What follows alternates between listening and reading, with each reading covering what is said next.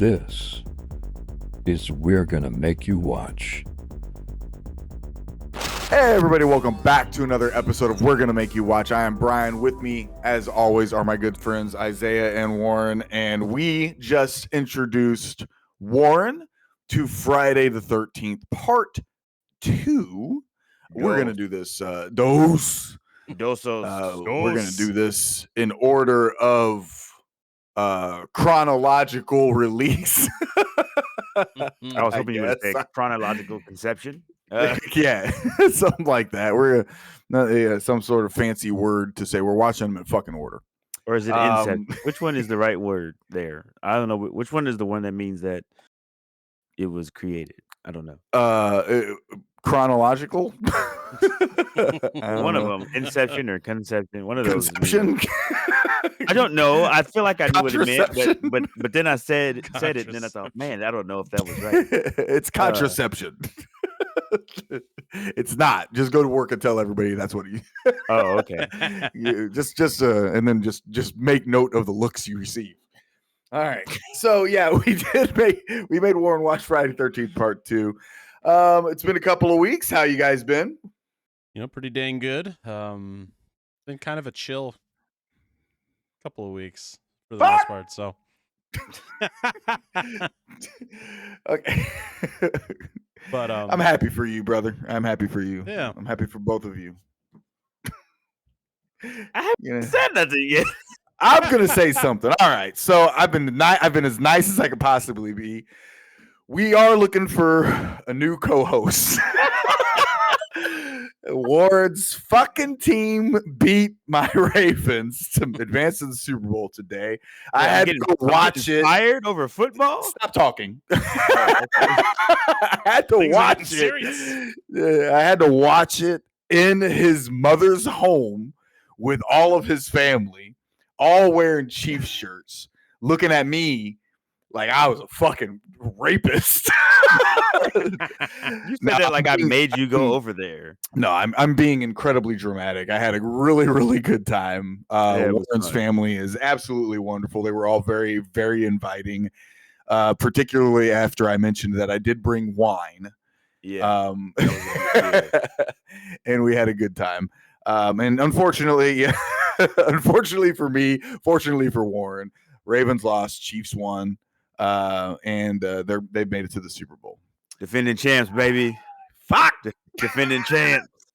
Back at it again. They said we wasn't going to do it. They said, now don't cut me off. Wait a minute. I'm not cutting you. I'm not. I'm going to let you have this one. Go ahead. Oh, you said, all right. Like we was going to move on to the next thing. You didn't want to hear my speech.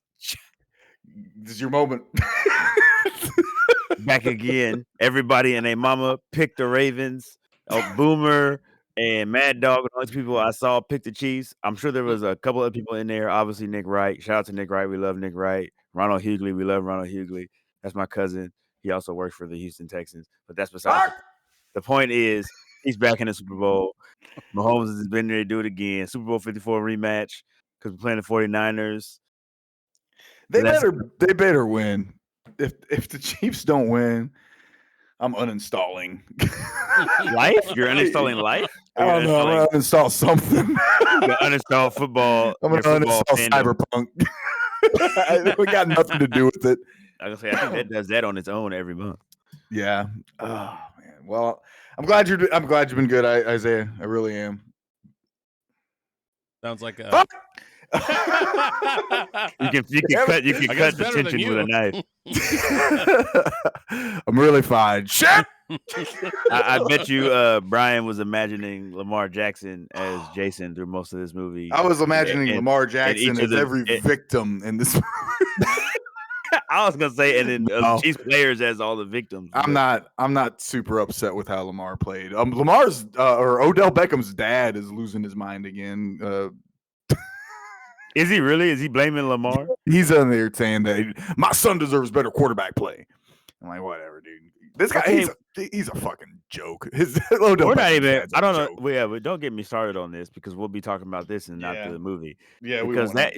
okay, he went to another place and had good quarterback play, and his body failed him. It's not my fault Yeah. that he didn't get to play in the rest of that Super Bowl. He Yeah. probably would have had like 2,000 yards, but guess what? Mhm. He didn't because his body gave out on him. That's unfortunate, but he still got the ring. Yeah. Now he comes to this team, and you got shut down by L'Jarius Sneed and company. Yep. That's what exactly. happened. That is what happened. My son was open all day. That's what he's saying. He's just like, my son was open all the time. And I'm like, oh my God, this guy's a fucking clown. But yeah, you know, he's passionate. And so am I. Fuck. Okay. So that's what's going on, guys. That's what's going on. I'm really sad. But I'm happy for Warren. I'm happy. I really, really, truly am.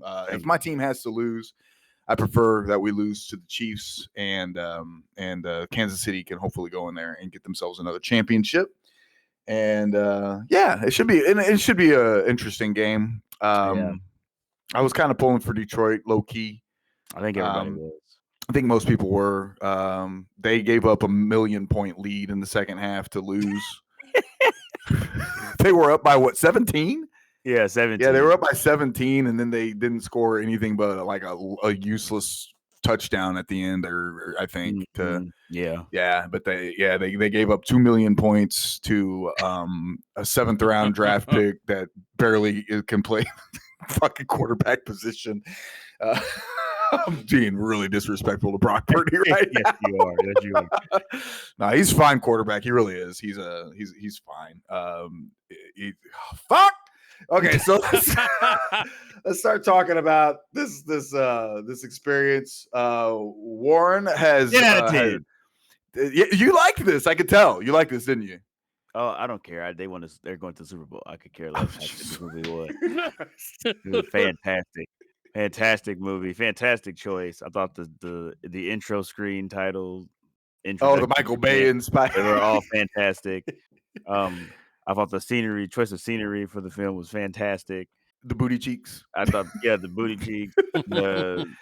This movie has a lot of cheeks, a lot of cheek action. A lot of cheek action.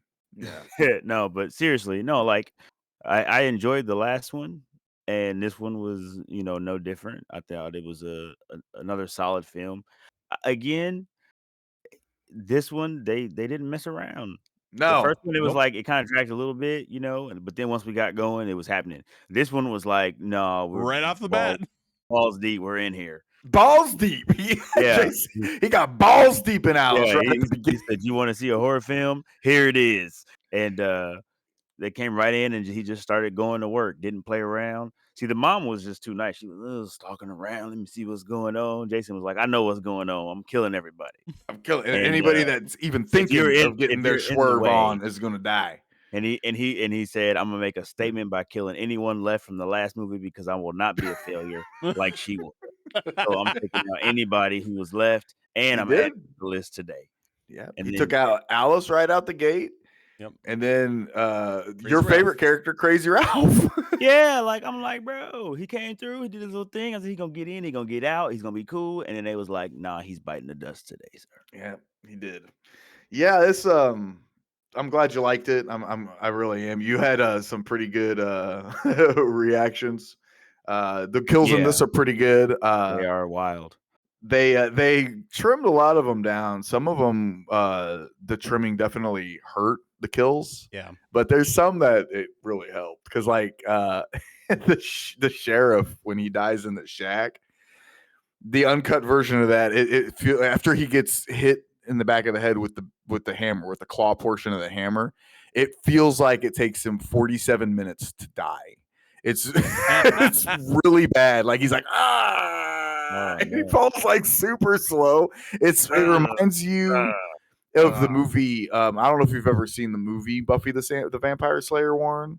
Yeah, I know what you're talking about. Yeah, the Paul Rubens character. It takes him like the whole movie to die after he gets stabbed with a stake. He's like, ow. That's kind of it does. It kind of reminds you of that because it does. It takes this guy forever to die. But Yeah, this was another one of those situations where the kills were definitely trimmed because they were a little too graphic. This was 1981. So this was, the censors were having a fucking field day, and like the MPAA was just like losing their mind. And they made them trim quite a bit of the kills. But what are Isaiah? What are your thoughts on this movie? We talked about it a little bit in the video portion of the reactions. Yep. Where you said this one has grown on you quite a bit in recent years, hasn't Oh, it? definitely. Because when like I talked about in the reaction video is when I first saw this, I was younger. I was probably early teens, and I didn't like it because Jason wasn't wearing the hockey mask.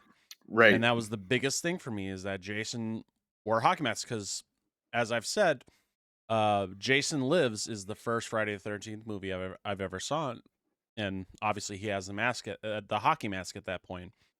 So seeing this one, I didn't like it because of that, but over the years as I've grown and whatnot, this movie has grown on me, and it's actually probably my top 3 for the franchise now. Nice. I like that. I have it pretty high as well. And Yeah, I think this would Yeah, probably me be in too. my top 3 as well. mhm. Maybe, This is in maybe my top 4, 3. maybe top 4.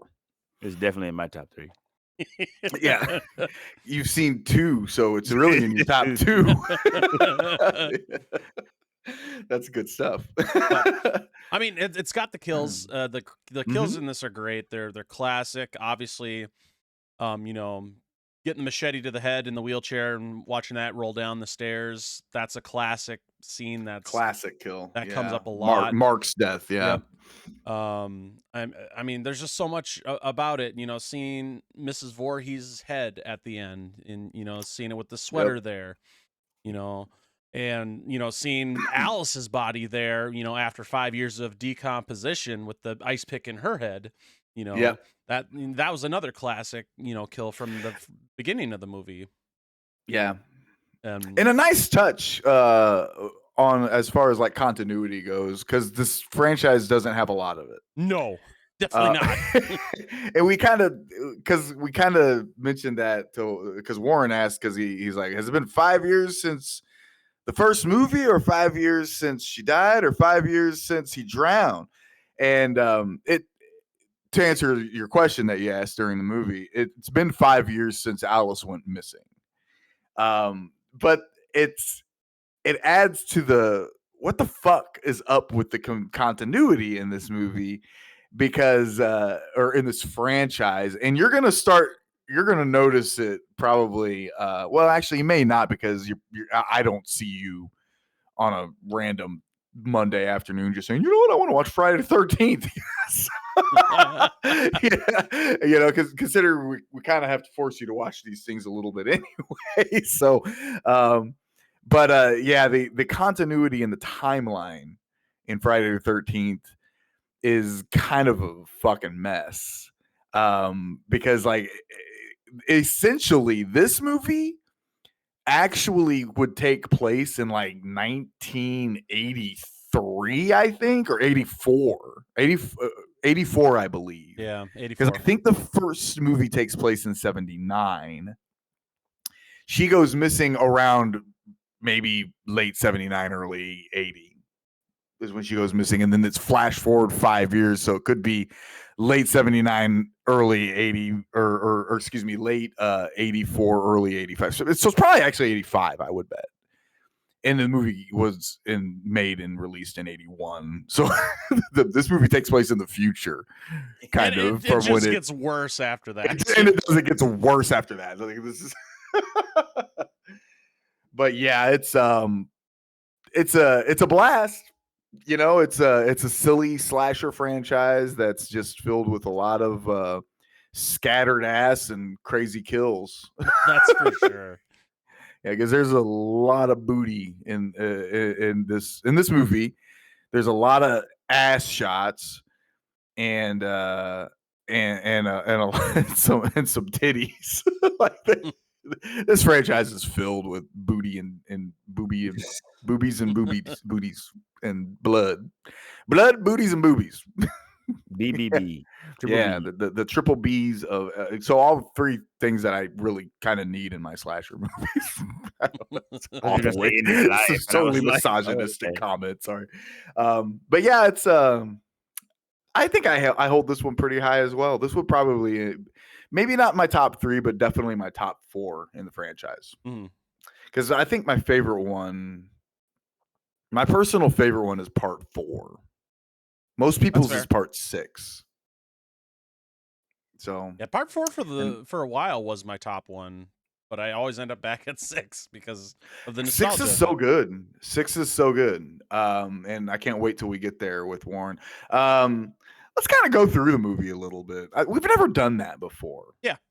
Let's kind of go through the movie. So this movie actually takes place like 2 months. It actually takes place 2 months after the events of part 1. The beginning portion does.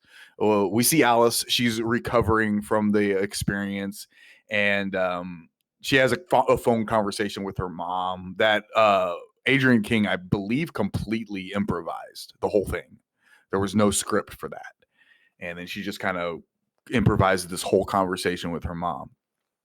And then she's fucking whacked by Jason pretty quickly. Yep. So our hero and final girl of the initial movie is killed right out of the gate.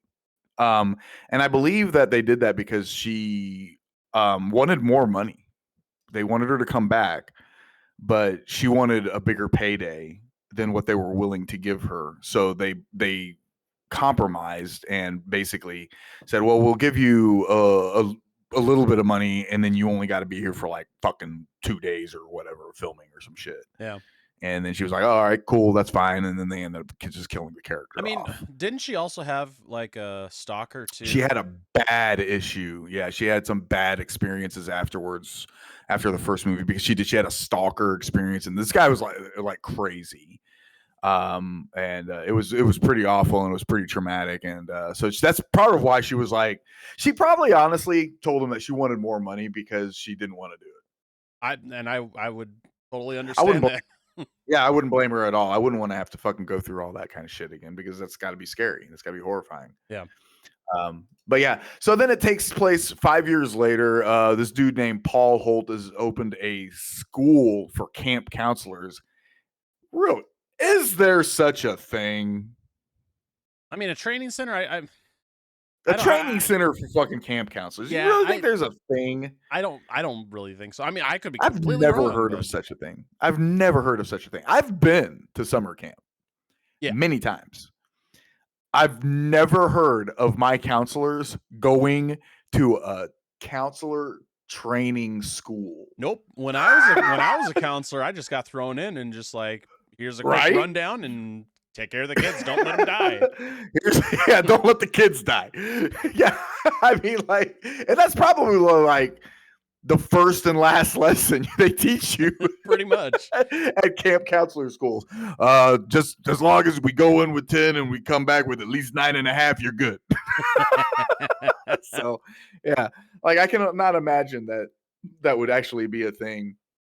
But we're introduced very quickly to a series of super attractive, ridiculously pretty and handsome counselors, some of which can't even use their legs, and most of them are they're all ridiculously horny.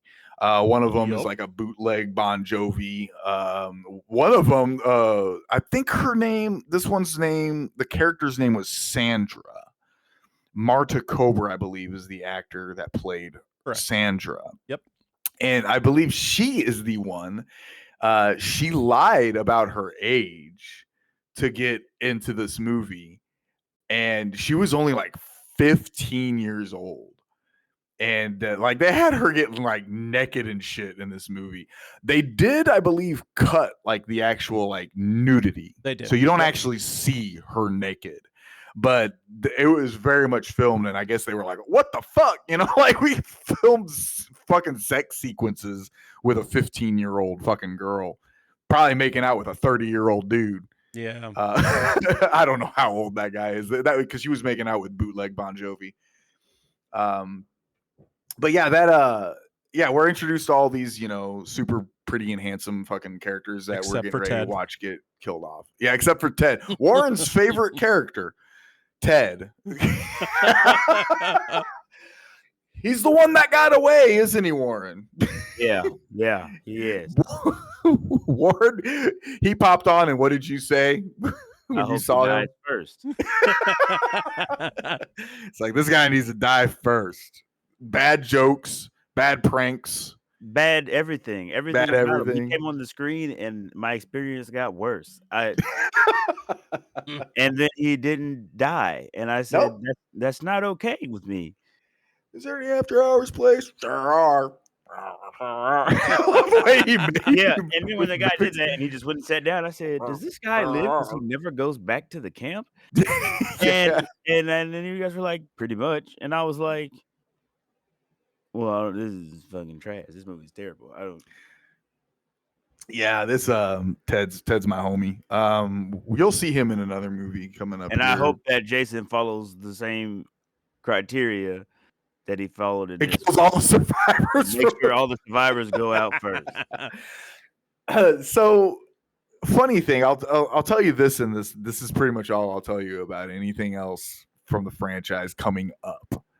Parts 2, 3, and 4 take place over the same weekend. Yep.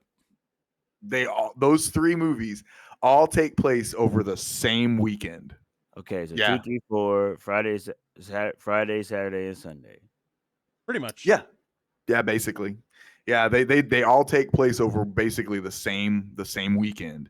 That's in the wild. same area. Yeah, it'll be fun. It'll be fun. I can't wait to show you part 3 and particularly 4 because, like I said, that's my personal favorite in the franchise. So part 3 was filmed in 3D, so that's going to be fun too.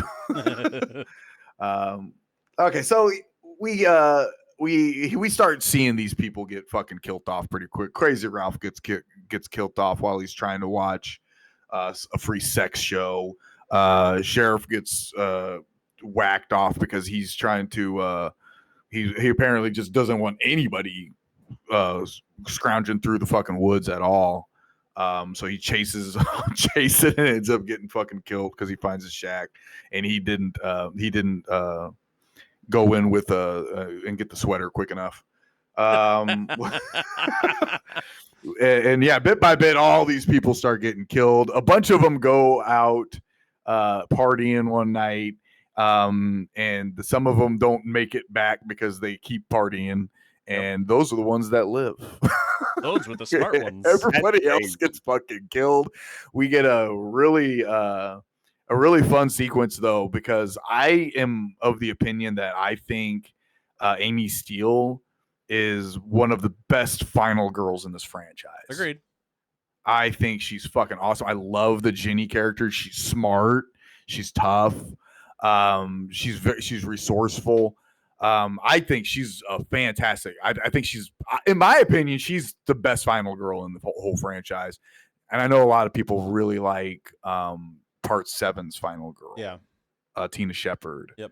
And she is a really good final girl, but we'll talk about that because I don't want to tell anything.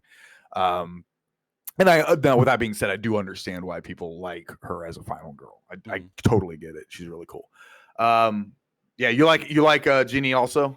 Oh, for sure. And it's a great argument for her being the best final girl in the franchise. I think so too. You know? I think so too. Because number one, she's one that actually does make it. She does. You know? She does make it. Yeah. And I mean, everything that you kind of hit the nail on the head with it, with just her character and how she was portrayed and everything. It's a good argument for her being the arguably the best final girl, guys. We got another Amy Steele movie coming up, bro. Oh, we do. That's kind of cool. I didn't even think about that one when we did. Is that next? No, that's one more and then that. Okay, yeah. And you picked the next one, right? Yep. Okay, so yeah, I'll have you introduce that when we get to that point. Any scenes that you want to talk about, Warren, that kind of stick in your head a little bit? Yeah. So obviously, was it? I can't think of the guy's name, but the guy in the wheelchair. Mark. Yeah, the Mark Mark. kill. Obviously, his death was pretty crazy. That's a good one. To have a knife put in your face when you're in a wheelchair, and then the velocity of the knife going into your face down a flight of stairs. You know, the way you said that, it didn't sound very extreme at all. Like, to have a knife put in your head. Yeah, you're like, dude, he got whacked in the face.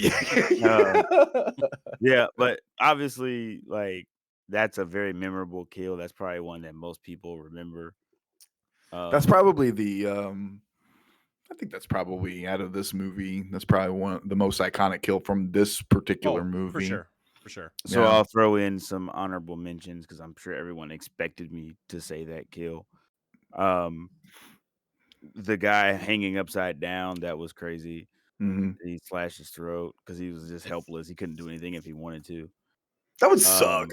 That would really suck.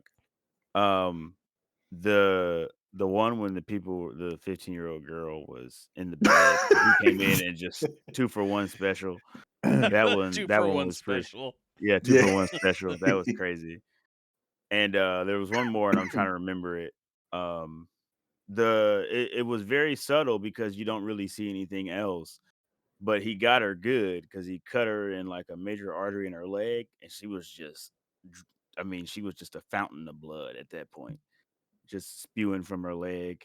And then he kind of pins her in the corner, and then he kills her. But we don't. Oh see yeah, anything that's after Mark's. that. The girl that was trying to bang Mark. Yeah, that's what she gets for trying to bang a guy that his legs don't work. No, that's what she gets for trying to, like. Okay, first of all, I want to talk about this real quick because this is kind of silly to me. She's like, okay, let me go get some things. That's fair. She went to go, like, first of all, she was already super cute as fuck. She didn't need to change anything. She changed out of really cute black panties into another pair of panties. Poop brown panties. Into poop brown panties. But they were velvet. I don't give a fuck, okay? Because they're gonna be taken off anyway.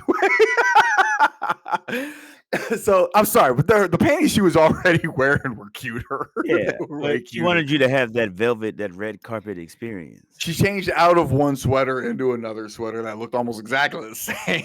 Yep. I was like, what happens? Doing? That's what they do.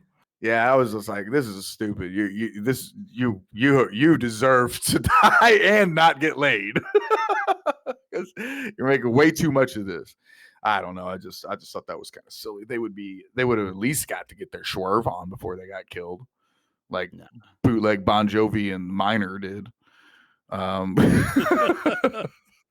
Yeah. I can't believe she lied about her age I like know. that. That's audacious, man. Like, oh my God. Come back to that. I can't because they literally filmed like full on sex sequences with this poor girl, and I'm like, and then they're like, "What the fuck?" Like, were you trying I would to like to know how she got away with it. There was no screening process. It was the 80s. I would assume that they would just kind of take your word for it sometimes. She looked 12. She did. 100%. She did not look. She looks standing next to all those other women because that's what they were. The other ones were women. She looked like a fucking child because she was. And it's like, it's plain as day. Like, it's so painfully obvious that she's very, very, very young in this movie, and they're because she's standing out like these women who look relatively mature, and they look even more mature standing next to her because she's a fucking kid. But yeah, it's just like, oh, she just looks young. No, she is. I need this girl. Can't even buy a pack of cigarettes. But yeah. So yeah, there's some good kills. There's some good kills in this, though. There are. They got a little butchered in the process, in the editing process, to try to achieve an R rating because they didn't want to get hit with the dreaded X rating, because that was before NC-17. And this was before PG-13 too. So not that was ever a fucking option. Right. But yeah. So, but yeah, Paul and Jenny are the two people that survive this ordeal after Jenny manipulates Jason in his little shanty, his little lean-to shack. She pretends to be his mom. She puts a sweater on, and if anybody's ever played F-13, she put the sweater on and she hit X and stunned him. Paul was late and he didn't have the machete. And this was because this was pre Tommy Jarvis. So yeah, nobody came back as Tommy, and they couldn't get the kill. But Paul did show up after he got the shit kicked out of him in Packanack in the lodge, and he did show up in time to save Jenny from getting killed, only to get fucking beat up again, dude. Paul's a sissy. Like he gets just fucking manhandled by Jason twice in this movie. So let's talk about Jason. Jason was played by 86 people in this movie, it seems. That really does seem like that, yeah. He was played by Steve Dash, Warrington Gillette, and Steve Dash, or Daskowitz. Yep.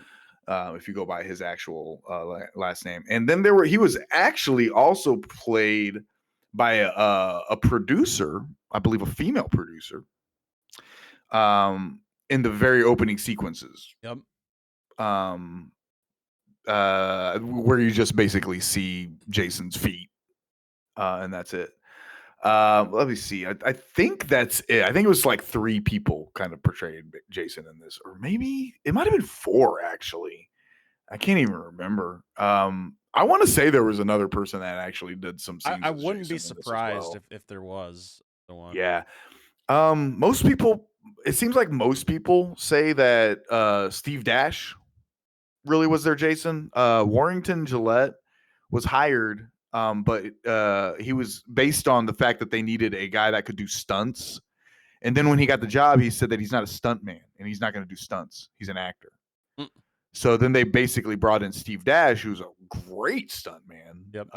One of Hollywood's best stuntmen, and he came in and did the stunt work and a lot of the kills because it required a stuntman to do these kills, because it required somebody with finesse like that. So Warrington Gillette wasn't really Jason very much in this movie, I believe. That was him at the end under all the makeup. And I believe that's basically Warrington Gillette's big scene, is pretty much that. Yeah. Kind of similar to I'm trying to remember the gentleman's name that played the Shape in Halloween. Tony Moran. Tony Moran. Because it was Nick Castle through the vast majority of that movie, but Tony Moran played the Shape just for one sequence, the unmasking sequence in that movie. But yeah. So yeah, there's Steve Dash and Warrington Gillette. But there are some of the actors do stand up for Warrington when they talk about this film. They're like, well, Warrington was my Jason in my scene, so he definitely did some work on the film, and he probably deserves a lot more credit than he actually gets for his role. But yeah, there was a couple of people that actually portrayed Jason in this. Steve Dash passed away, I want to say, in last year or the year before. It's been longer. It's 6 years. Man, that doesn't feel like it's been that long. He passed away in 2018. I wish I could go back and pull the trigger and go to Texas Frightmare, because I was going to go down there and meet. They had all the people that played Jason. Yeah, every one of them was there, and they were all in costume too. They had full makeup and everything. A killer. Oh yeah, that would have been awesome. And I should have done it, but we decided to do the smart thing, because at the same time, I believe our water main broke in our house, and we were like, we should probably be responsible and fix that and save our money. Who needs water? Fucking houses. So, but yeah. So, do you guys think Muffin lived? I'm of the belief that Muffin lived. At Are least you I now? want to believe that. I Okay. think Muffin sacrificed herself to save Paul, and we will see Paul in another movie. There you go. Yeah, Muffin's the real hero in this movie. Fantastic. Muffin. How many times did they call that dog's name? Yeah, that Muffin. was wild. Like that one lady. But I will say that the owner was not that concerned. No. She was like, Muffin, hey, lunch. Oh, cool. Hot dogs. Yeah. Yeah, that was hilarious. All right. Well, there you have it. Warren, you liked Friday the 13th Part 2. That's Yeah. exciting. I'm really glad. Anything anything you want to talk about the movie? Anything kind of stick out other than some sequences we already mentioned before? Or? No, I mean mostly just that the cinematography was very similar. I mean, a lot of the moments of Yeah. him kind of just creeping around and watching what people were doing, which I don't know if that's because he's special or if that's just a part of the supposed to be a part of the creepy vibe that adds to it. But I mean, I mean, it seemed like they kind of went with the similar formula. They found something that worked and they tried Yeah. to stick with it for the most Yeah. part. This movie does have a very similar vibe to the first one. It's directed by a different guy, but Steve Miner did work on the first Friday the 13th. Yep. And Steve Miner actually comes back and he actually directs Part 3 as well. He's the only one to direct multiple entries in the franchise.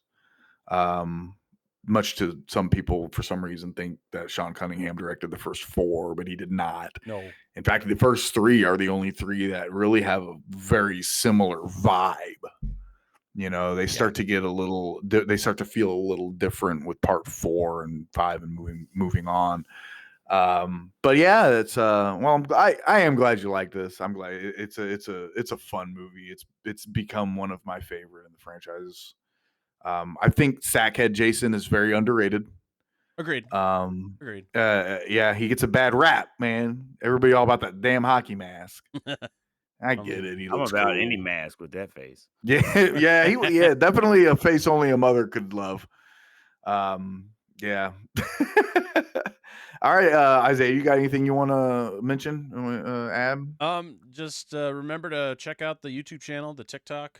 We've got content on there. Obviously, the reaction videos and the full episodes for the podcast in video format. So be sure to check that out too. Do those things, damn it. That sounded a little aggressive. Damn it. Damn it. All right, Isaiah, you wanna tell Warren what we're gonna make him watch next episode? Yes. We kind of kicked it off with Friday the 13th Part 2 to kind of get back into the spring season. But we're going to be hitting spring break this next time. So Warren, in the next episode, we're making you watch Piranha, the remake. Yeah. Have you ever seen Piranha? No. Yeah. You are in Okay, this for is a a fun treat. movie, bro. We got Ving Rhames. Yep, Ving Rhames. We got Elizabeth Shue. Mm-hmm. We got Jerry O'Connell. Yep. You know who Jerry O'Connell is? I don't care who Well, he you is. got him. I don't care who he is. This is a fun movie, bro. It is. It's a lot of fun, honestly. It's a blast. I can't wait. I've only seen this 7 times. I think I've only seen this once. Oh, really? I love Yeah, this movie. I own it. I fucking love this movie. Yeah, I think I've only seen it once though, but I do own this movie. It's a fun movie, dude. You're gonna have a blast, bro. I can't wait. Well, yeah. I know, I'm sure you I sound so will. sure. It's got Marcellus Wallace. Yeah, it's a cool movie. Yeah, it's a remake. The original one was directed by I can't remember. Damn it. Piranha. Wasn't it Joe Dante? I think it was Joe. Yeah, I think it was Joe Dante. Because the sequel was directed by James Cameron. Yeah. But yeah, I think it was Joe Dante directed Piranha 1. Yeah. And it's a super, super funny, super silly movie. But yeah, the remake is an absolute blast. I almost think the remake's better. Yeah, in fact, I fucking know. I genuinely believe the remake is better than the original one. I love So, the yeah. original. I love the original. It's a classic, but yeah, the remake is just a lot of fun. So I do like that one more too. Alexander, I don't know how to pronounce his last name. Aja. Aja. He directed the remake, which he also directed the remake of The Hills Have Eyes, Which is and he another remake I directed- liked. Yeah, that's another good remake.